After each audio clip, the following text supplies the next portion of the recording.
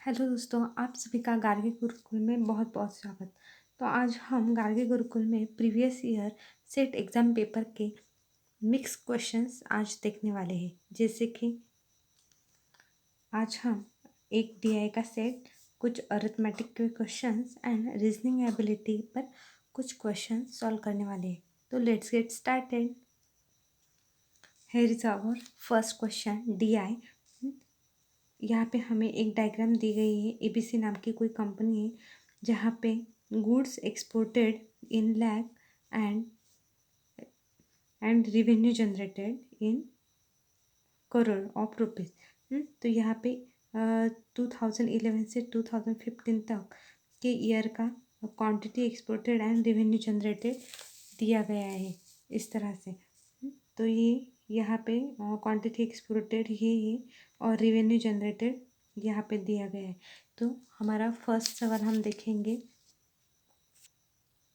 तो यहाँ पे हमारा ये पहला सवाल रहा, in which year revenue generated per unit exported is maximum.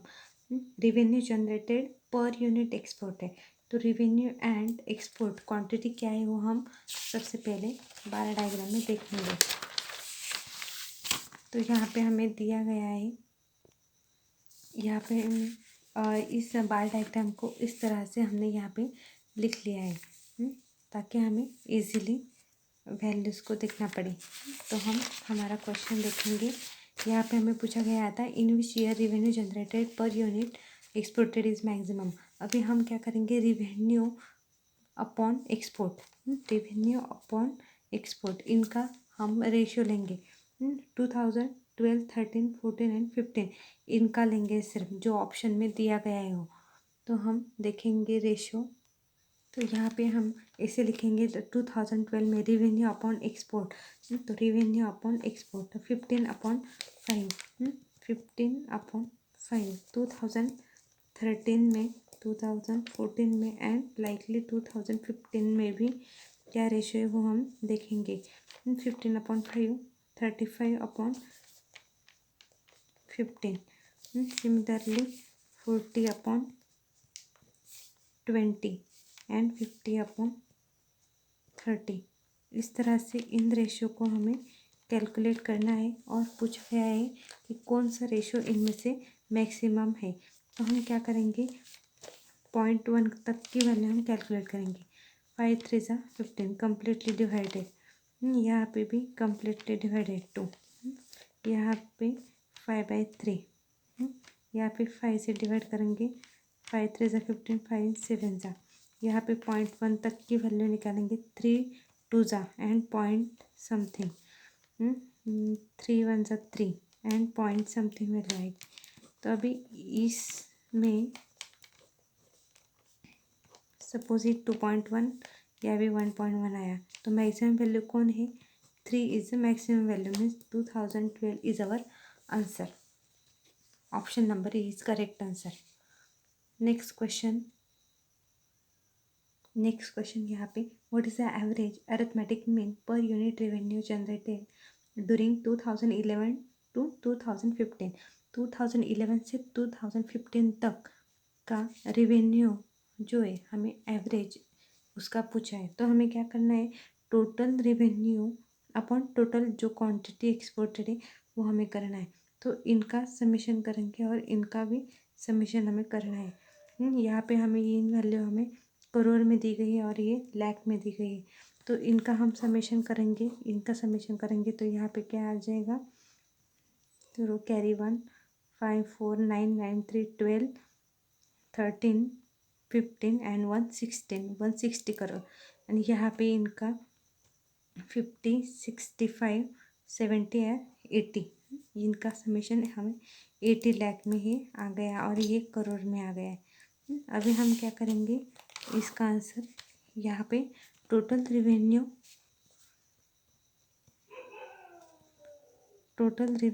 Upon total quantity, हमें एवरेज पूछा गया है, टोटल क्वांटिटी जो एक्सपोर्ट की गई है तो 160, revenue 160 crore upon 80 lakh quantity exported. तो हमें यहाँ पे ही मिलेगा, अभी करोड़ में होते हैं 1 2 3 4 5 6 7 एंड लैक 1 2 3 4 5। इस तरह से 0 से 5 0 से 6 0 कट हो जाएंगे। ये 6 0 6 0 से कट होंगे। उसके बाद 8 से ऊपर डिवाइड करने के बाद 200 ही हमारा आंसर आ गया। तो ऑप्शन में 200 यहाँ पे option number B is correct answer. हमारा अगला सवाल ये रहा। हमारे नेक्स्ट क्वेश्चन है अरिथमेटिक, शाब्दिक गणित में से ही एक सवाल है। यहाँ पे दिया गया है average weight of 25 children sitting in a boat 22 kilograms. Average weight दिया है 25 चिल्ड्रंस का कितना, 22 किलोग्राम।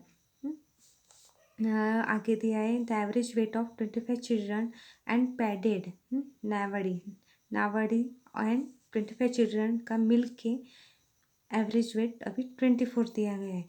तो हमें पूछा गया है कि what is weight of padded in kilograms. तो जो बाद में वो पैडेड जो ऐड हुआ है नावड़ी, तो उसका वेट क्या है हमें वो पूछा गया है।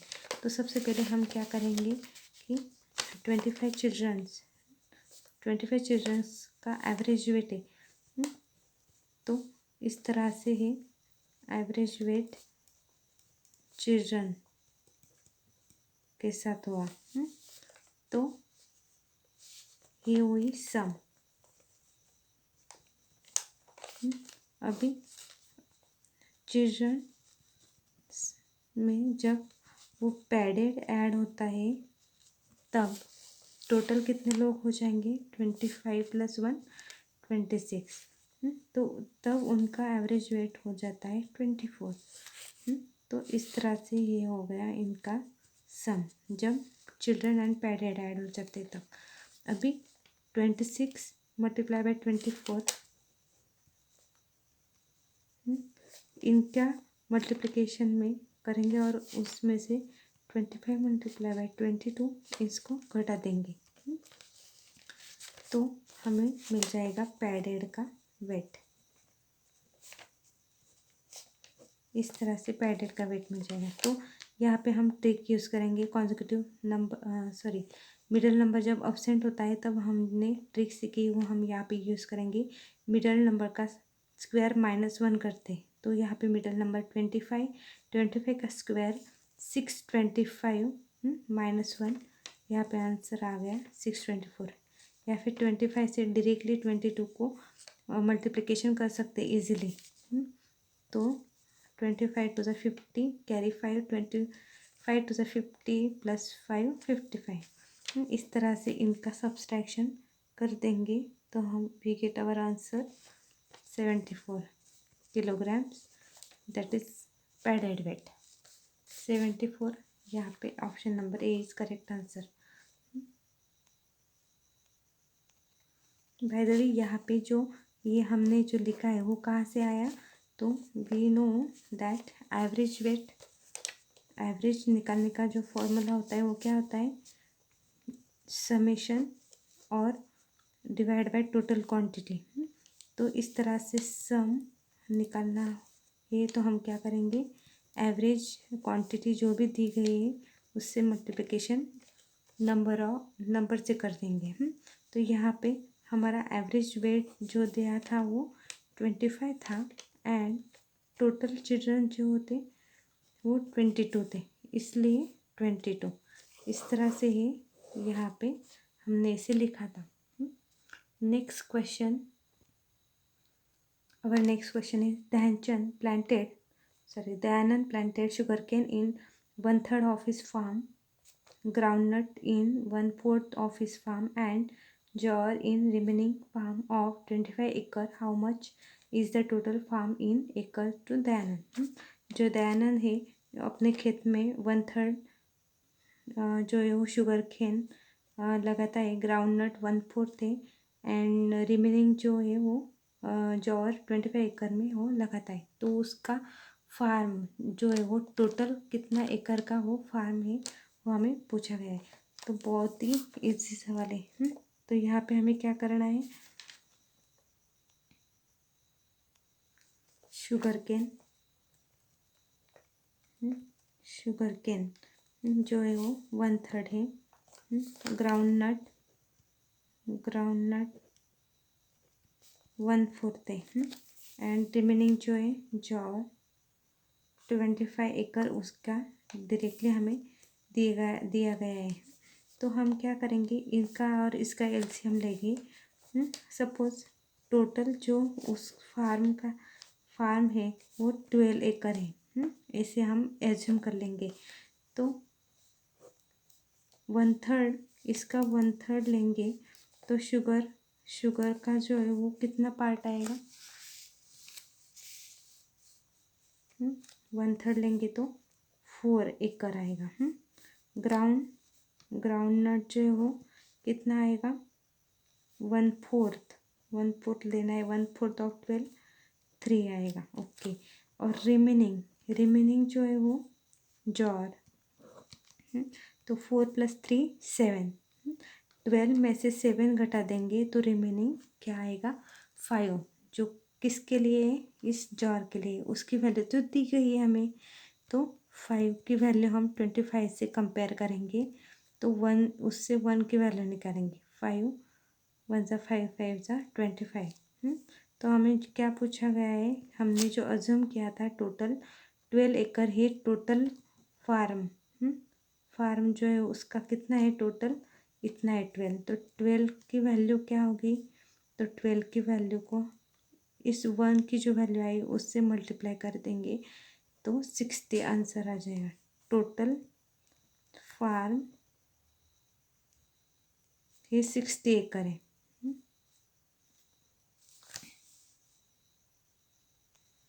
और वी कैन राइट एज 5 की वैल्यू 25 है तो इस 12 की वैल्यू क्या होगी, तो यहाँ पे हम क्रॉस मल्टीप्लिकेशन कर देंगे और इस क्वेश्चन मार्क की वैल्यू निकाल देंगे। 12 × 25 डिवाइड बाई 5 5 5 × 25 एंड 12 × 5 60। इस तरह से भी हम निकाल सकते हैं। यहाँ पे नेक्स्ट क्वेश्चन हमें दिया गया है कंपाउंड इंटरेस्ट पर what is the sum is to be invested for 2 years at 14% interest rate compounded annually to grow to ₹5,458.32। तो हमें यहाँ पे दिया गया है 2 years के लिए 14% इंटरेस्ट, कोई सम इसमें इन्वेस्टमेंट किए और 2 years के बाद हमें इतना अमाउंट हमें मिलता है।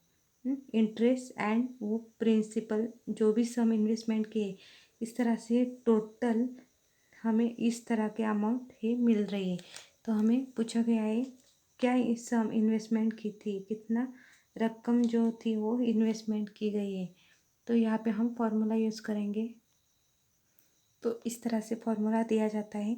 यहाँ पे अमाउंट दी गई है इस तरह से। ये अमाउंट की वैल्यू यहाँ पे पुट करेंगे। सम की वैल्यू हमें ये निकालनी है 1 + r/100 14/100 and N is 2 years। इस तरह से जस्ट वैल्यू पुट करके हमें यह आंसर मिल जाएगा। लेकिन हम अनदर वे से भी सॉल्व कर सकते हैं। तो कैसे सॉल्व करना है वो हम आज देखेंगे। फॉर्मूला में जस्ट वैल्यू पुटिंग करके हम सॉल्व कर सकते हैं। Here we have rate of interest is 14%। Okay, तो 14% 2 से डिवाइड कर देंगे तो 7/50 आ जाएगा। Okay, suppose 50 is our investment किया हुआ जो अमाउंट है वो है और 7 इज़ ए इंटरेस्ट। तो फर्स्ट ईयर 50 ये अमाउंट इन्वेस्टमेंट किया और उसके बाद 1 year आफ्टर 1 year 14% इंटरेस्ट से 7 ही इंटरेस्ट ऐड हो जाएगा और अमाउंट ही 57 मिलेगी। यानी कि ये हुआ हमारा प्रिंसिपल, यानी कि sum principal P and this is our amount A। ये फर्स्ट ईयर में हो। सेकंड ईयर में भी 50 ये अमाउंट लिया और 7 इंटरेस्ट ऐड करके 57 ही अमाउंट मिला। तो total principal and total amount कितना हो गया, इनका मल्टीप्लिकेशन कर देंगे। इसका मल्टीप्लिकेशन 3 2 4 9। ओके, अभी हमें दिया गया है कि अमाउंट दिया गया है, तो ये भी अमाउंट है, तो हम जस्ट कंपेयर करेंगे। 3249 is given, 3249 is equal to 5458.32। तो इसकी वैल्यू ये है, तो हमें पूछा गया है सम। सम मीन्स पी। पी की वैल्यू क्या है 2500 की वैल्यू क्या है, तो क्रॉस मल्टीप्लिकेशन कर देंगे।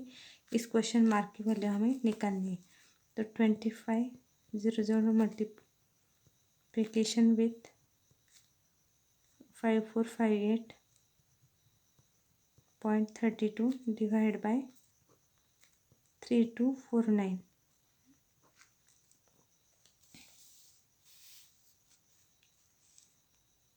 तो यहाँ पे हम अप्रोक्सीमेशन लेके कैलकुलेशन करेंगे। 4 से डिवाइड करते जाएंगे। 4 8 सा 32, 4 1 ज़ा 4, 4 2 ज़ा 8, 4 से यहाँ पे करेंगे। 4 1 ज़ा 4, 4 3 ज़ा 12, कैरी 1, 4 2 4 3 ज़ा 12, कैरी 2, 4 6 ज़ा 24। तो यहाँ से फिर से 4 2 ज़ा 8, 4 3 ज़ा 12, 4 3 ज़ा 12, कैरी 1, 4 4 ज़ा 16, 4 4 ज़ा 1। तो अभी क्या बचा, सब अप्रोक्सीमेशन लेके चलेंगे। 2500 मल्टीप्लाई बाय 241 डिवाइड बाय 200। यहाँ पे 203 को 200 लेंगे, कैंसिलेशन हो जाएगा।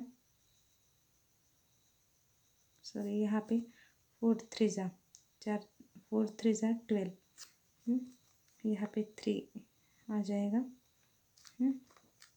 तो अभी 3 4 यहाँ पे 1 ना लेके हम 0 लेंगे। अप्रोक्सीमेशन इसका कैलकुलेशन करेंगे, डिवाइड बाय 2, इससे 170, 17 से इसे कैलकुलेशन 17 5 ज़ा 85, 17 2 ज़ा 34 plus 8 42, 4250।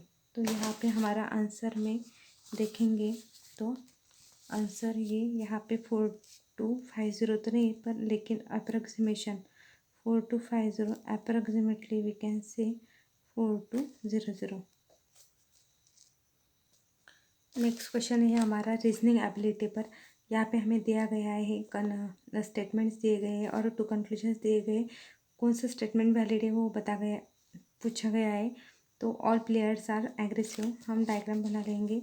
All players are aggressive and some politicians aggressive, some politicians आणि ये प्लेयर्स एग्रेसिव।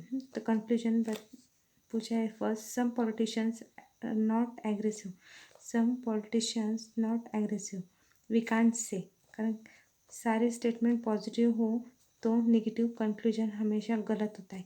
तो first conclusion wrong. Next, some players politician, अभी प्लेयर्स एंड पॉलिटिशियन इसमें इनमें कौन सा ही रिलेशन एग्जिस्ट नहीं है, तो ये कंक्लूजन भी गलत हो गया। तो हमारा आंसर होगा नाइदर 1 नॉर 2। यहाँ पे नेक्स्ट क्वेश्चन दिया गया है, while entering into train Anil न वॉज अहेड ऑफ श्याम। लिखते जाएंगे, साथ साथ पढ़ते जाएंगे। Anil was ahead of Shyam, Anil A से डिनोट करेंगे। अहेड है यानी कि उसके आगे हो श्याम, श्याम के।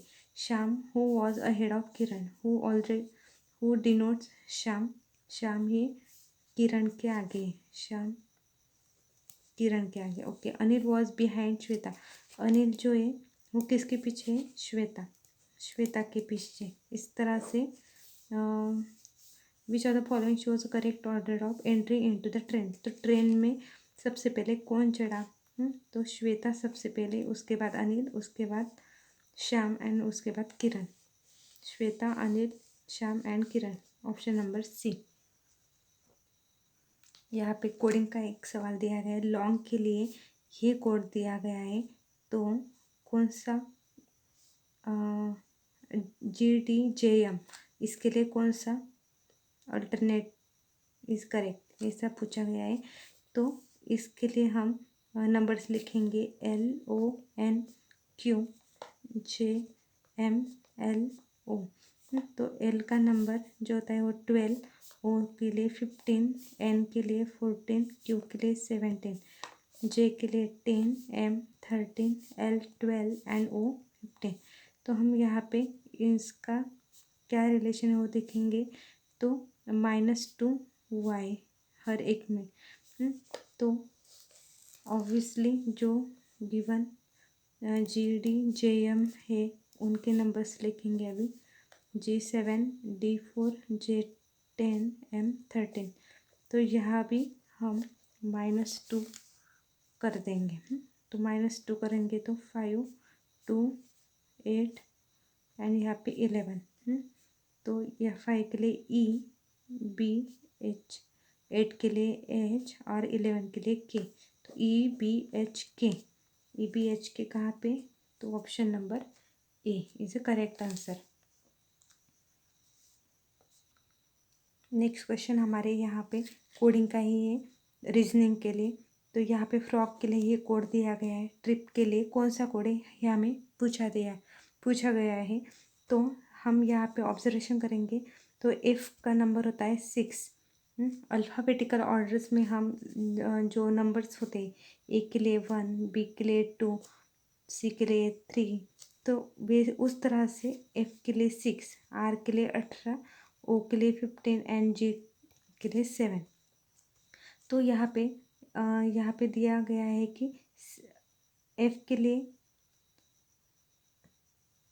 जो 6 है तो वहाँ पे 1 ऐड किया तो 7, 18 + 1 19, 15 + 1 16, 7 + 1 8, इस तरह से 1 ऐड करना है सिर्फ। तो T का कोड होता है 20, R 18, I 9 एंड P 16। तो यहाँ पे भी 1 ऐड करना है। तो 1, 21, 19, 10 एंड 17। तो ये हमारा ऑप्शन बी हो करेक्ट आंसर। इस तरह से आज हमने प्रीवियस ईयर सेट पेपर 1 के DI arithmetic questions and reasoning ability के कुछ सवाल, इस तरह से मिक्स क्वेश्चन आज हमने सीखे हैं। तो इस तरह के क्वेश्चंस पेपर 1 में आए तो उसे सॉल्व करके ही आना है। तो ये मार्क्स गेनिंग क्वेश्चंस हैं, इसकी प्रैक्टिस करके पेपर में जाना। क्या पता इस बार पेपर 1 की वजह से आपका पेपर निकल जाए। तो सभी स्टूडेंट को स्टडी के लिए बेस्ट लक। वीडियो अच्छी लगी हो तो लाइक करो, शेयर करो और सब्सक्राइब करो। Thank you.